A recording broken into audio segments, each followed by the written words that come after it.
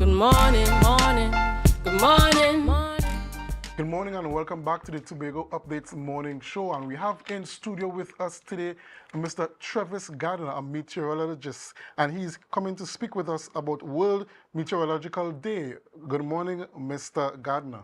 Good morning to you and to all the viewers and listeners. Thanks for having me with you this morning. Okay, so let's get right into the discussion. Just tell us, what exactly is World Meteorological Day? Okay, so first of all, World Meteorological Day is very important in the meteorology community. It's a day we celebrate every year on March 23rd. So on March 23rd, 1950, the year being 1950, the World Meteorological Organization came into being or into force.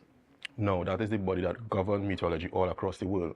So obviously, every year we use that day to celebrate meteorology. We showcase, the importance of meteorology to society and the key role that we play in keeping persons safe, etc.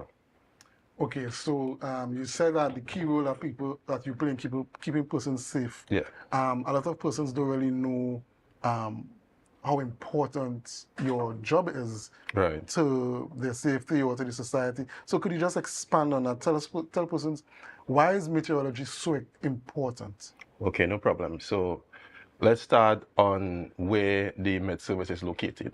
So in Trinidad and Tobago, we have two branches of the Met Service. One branch is in Piaco and one branch is in Crown Point. Now, they are located at those locations because it's essential for the aviation sector.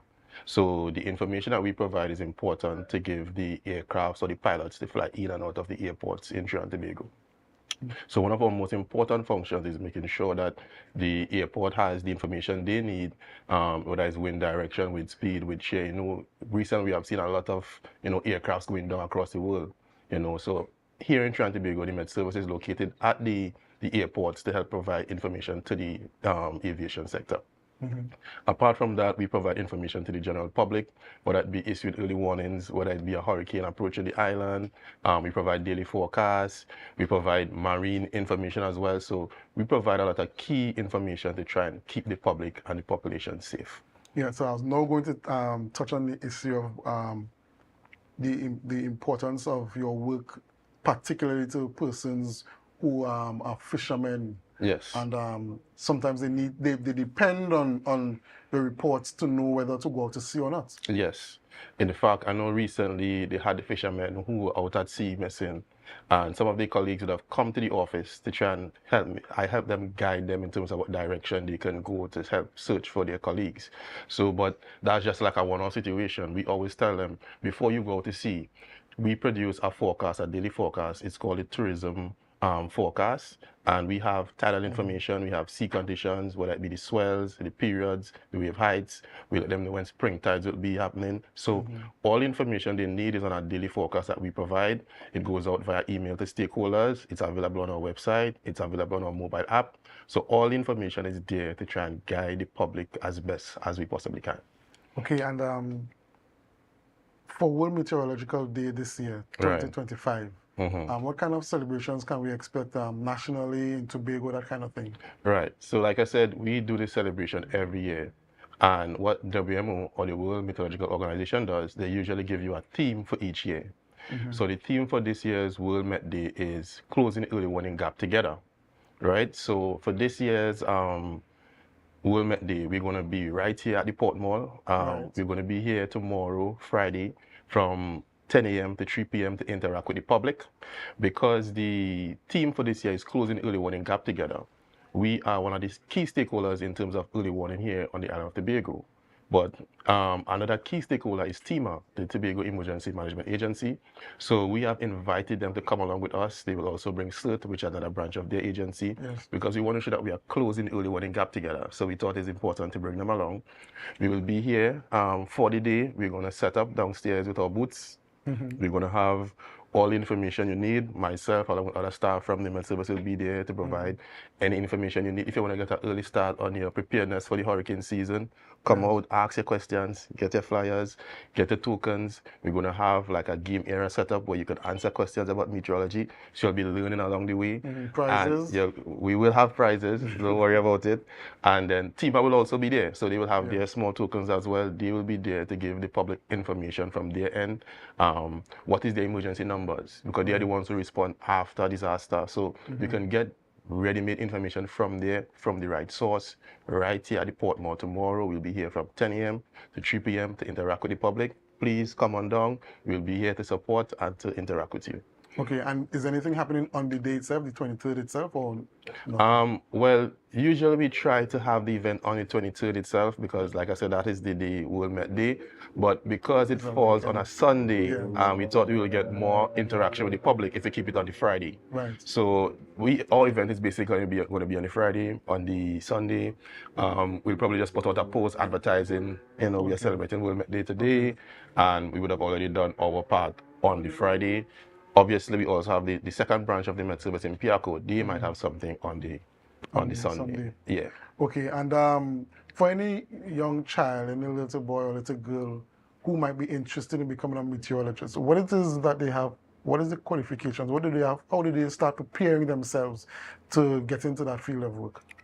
That's an excellent question, and that is one of the reasons we like going out to the public and doing stuff like we are going to be doing tomorrow, because meteorology is not a field that is so out there or persons are usually know about, right? So we use these opportunities. We like to have career fairs, etc., to go into the schools and teach the kids about meteorology.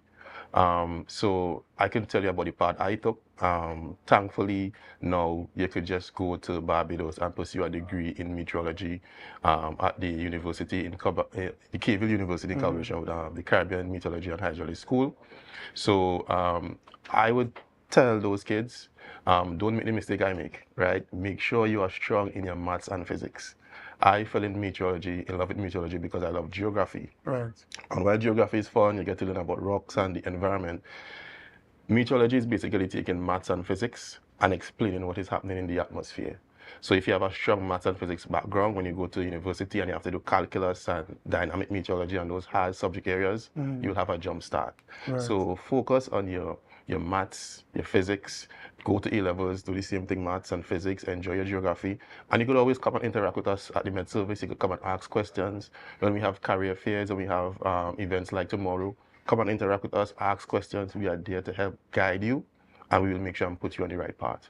One of the questions persons might ask themselves about a career in meteorology is whether there is space for growth and upward mobility within the discipline. Okay, well, I could speak on the island here in Tobago.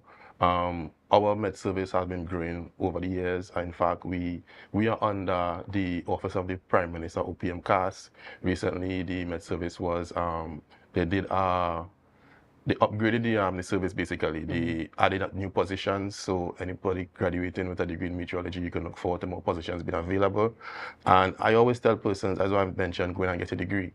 The reality is, with the world of work, if the opportunity is not available here, you have a degree, you can always go abroad, whether it be regionally or internationally, and work. I have colleagues who are working in Bermuda, who are working across the region, working in the United States, working in London. Once you study, you have your qualifications, the opportunities are endless. You can go anywhere right here in the Caribbean, in Barbados, you get your qualifications and you're qualified to work anywhere across the world. Okay, well, Mr. Gardiner, just giving one last plug for the World Meteorological Day before we go. Okay, so again, I just want to reiterate, we'll be at the Portmore right here tomorrow. Come out, interact with us, get an early start on your preparedness for the hurricane season. We will have information available for you. We'll have our colleagues from TEMA available there as well. Come out and participate in the events, participate in the games, win prizes, win tokens. It's going to be a fun day. We are inviting everyone on the island to come out and be a part of the event with us tomorrow. All right, thank you very much. That was Mr. Trevis Gardiner coming to speak to us about World Meteorological Day. So we're going to take a break. We'll have some advertisements, take a break, and we'll be right back. And when we return, we will be speaking with Mr. Anil Roberts, and he wants to talk about the new A&R Robinson International Airport. But do us a favor, share the live, share the live, share the live. We'll be right back after these messages.